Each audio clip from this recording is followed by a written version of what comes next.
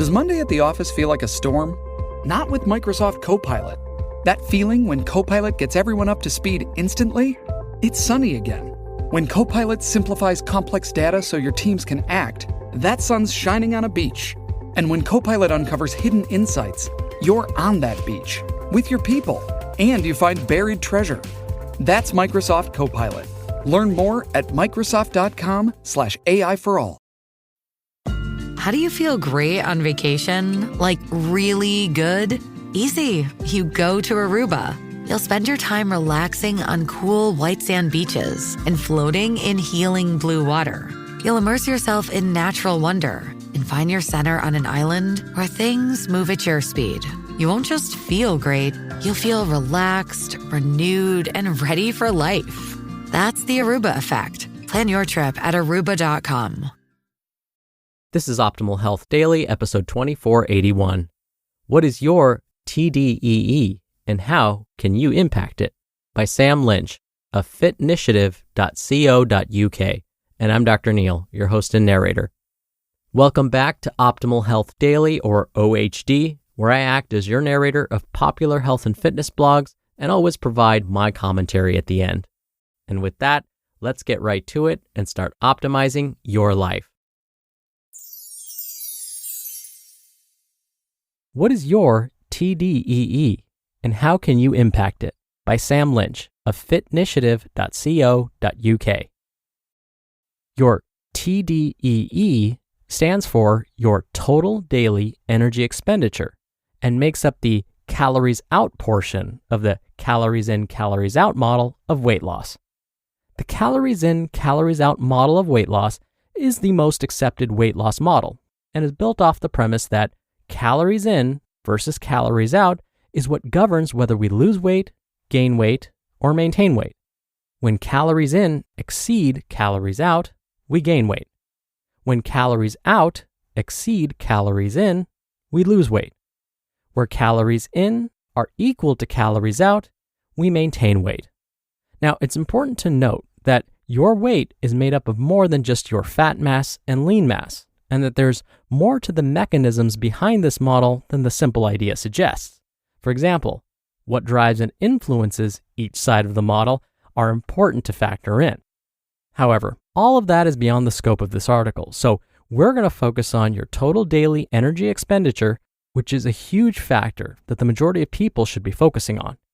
Your total daily energy expenditure makes up the best part of what is considered to be your metabolism, which is characterized by the chemical processes and systems in motion that make your metabolism function how it does. Each person's total daily energy expenditure will vary, as there are multiple components at play, which are affected by lifestyle, genetics, activity level, fat mass, lean mass, eating habits, dietary history, age, socioeconomic status, culture, and more. The four components of your total daily energy expenditure are 1. Resting metabolic rate, or RMR, 2. Non-exercise activity thermogenesis, or NEAT, 3.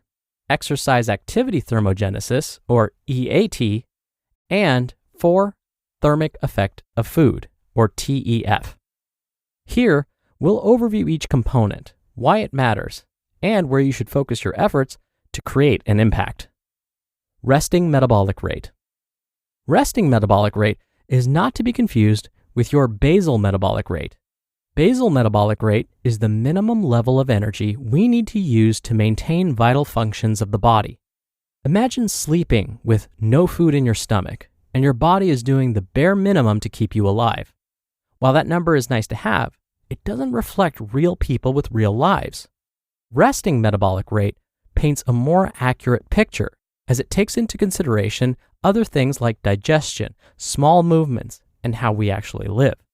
Your resting metabolic rate by far creates the biggest energy expenditure day to day, accounting for between 50 to 70% of your total daily energy expenditure, depending on the individual. 60% is the generally accepted figure, which is still a huge portion of your total daily energy expenditure. The reason it accounts for so much is simply because it's hard work being a human, and the vital functions of our body require a lot of energy. And despite what some believe, most folks' metabolisms aren't damaged. Non-exercise activity thermogenesis, or NEAT. A fantastic tool and powerful driver for fat loss is your non-exercise activity thermogenesis, because this accounts for all of your daily movement and physical activity that isn't purposeful exercise. Think of those slow-burning, low-intensity things you do that require calories. These things include walking, chores, fidgeting, pacing, playing with children, and so on. Non-exercise activity thermogenesis can be a powerful tool because it accounts for a massive 30% of your total daily energy expenditure and is something that you can directly control.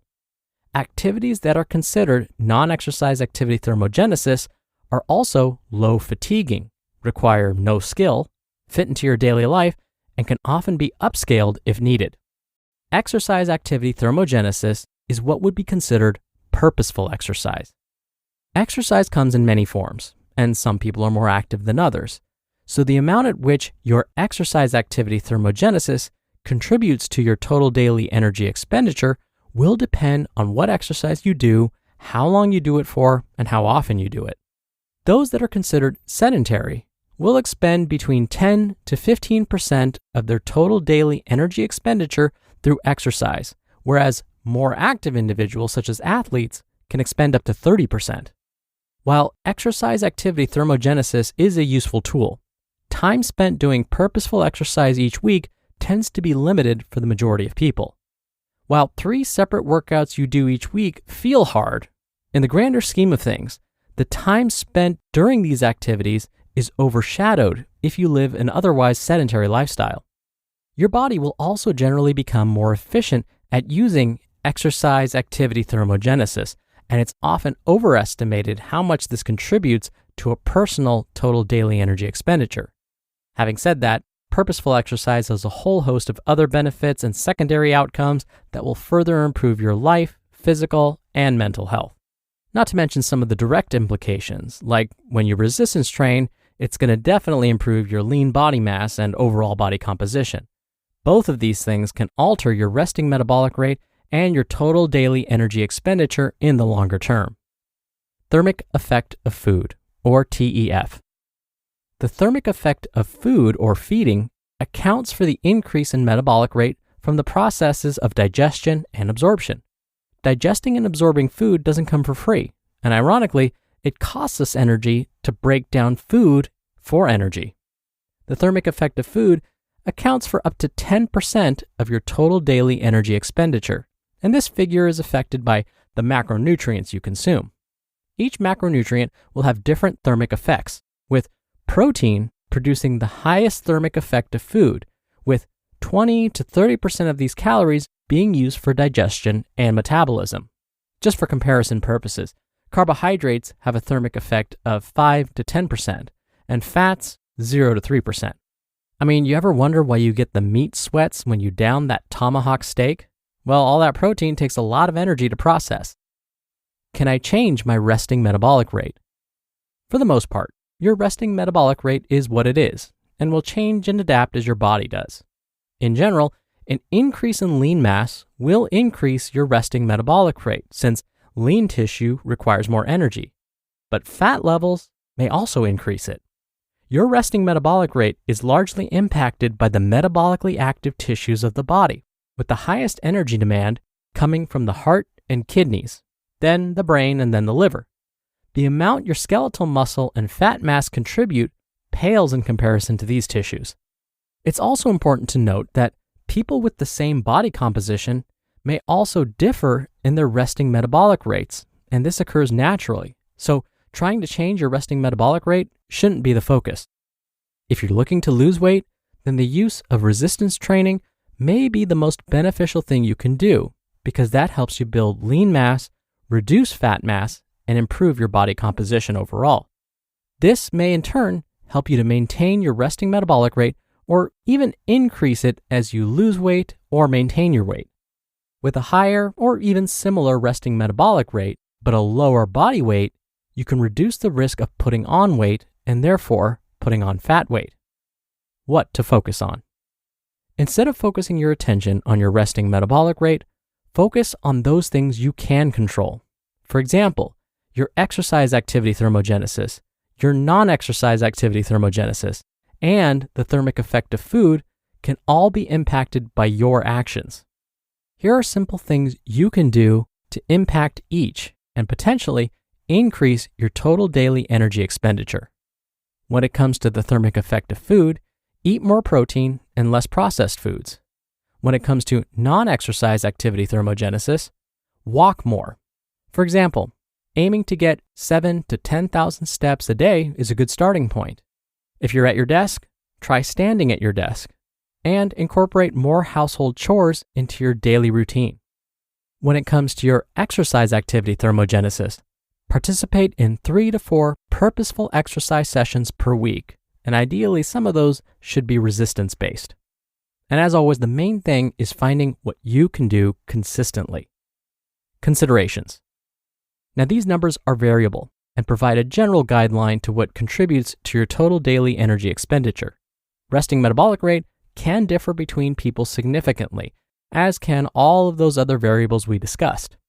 Any calculator you use will give you an indirect method of measuring your total daily energy expenditure and should be taken with a pinch of salt. Even the most direct methods of measuring metabolism don't take into consideration how someone actually lives their life. Use numbers and information like this as a starting point, which is then guided by the outcomes of your actions. You just listened to the post titled, "What is your TDEE and how can you impact it?" by Sam Lynch of Fitnitiative.co.uk. And I'll be right back with my commentary.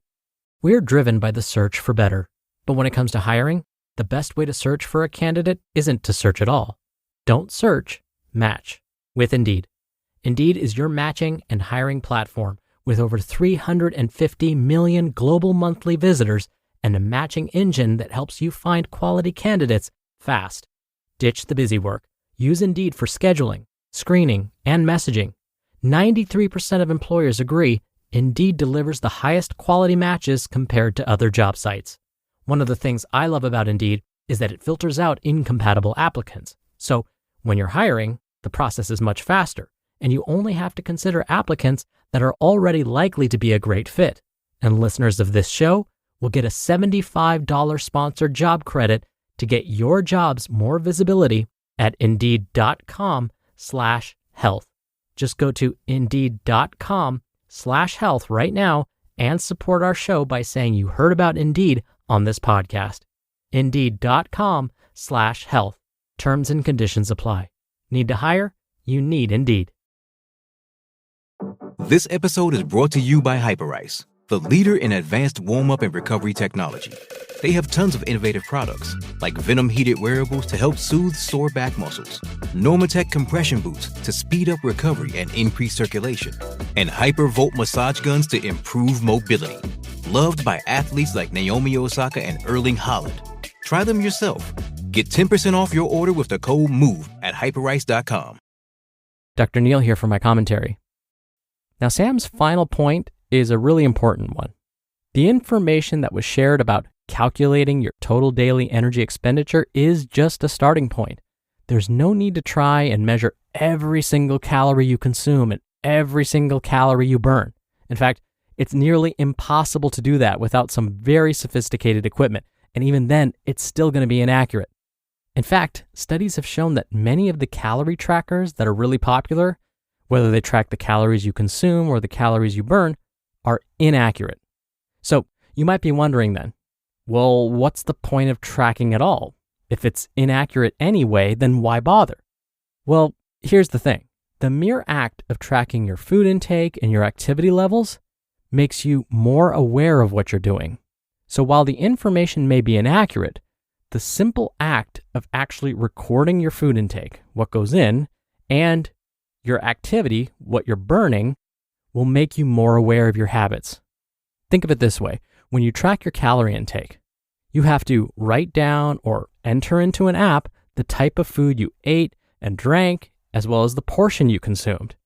By simply knowing that you have to keep track of everything you eat and drink, along with the portions, you'll think twice before consuming that extra slice of pizza or having that can of soda. Now, the same rule applies to exercise. When we're tracking our activity levels, ending the day with 0 minutes of activity on our trackers is pretty heartbreaking. So tracking our steps and our purposeful activities often motivates us to move more throughout the day. This is why knowing some of this information can be helpful towards reaching our goals. It can serve as a starting point, a rough estimate of where we need to be. From there, we can refine. All right, that does it for today. I hope you have a great rest of your Tuesday, and I'll see you back here for tomorrow's show where your optimal life awaits.